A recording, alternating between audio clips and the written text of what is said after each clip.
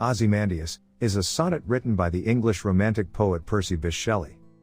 It was first published in the January 11, 1818, issue of the Examiner of London. Ozymandias. By Percy Bysshe Shelley. I met a traveller, from an antique land, who said, 2 vast and trunkless legs of stone stand in the desert.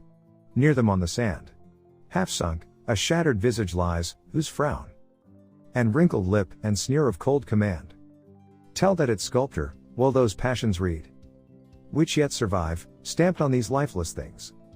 The hand that mocked them, and the heart that fed. And on the pedestal, these words appear. My name is Ozymandias, King of Kings. Look on my works, ye mighty, and despair. Nothing beside remains. Round the decay of that colossal wreck, boundless and bare. The lone and level sands stretch far away. Thank you for watching. Click the link below for more poetry videos. Don't forget to give this video a like and subscribe for more educational materials.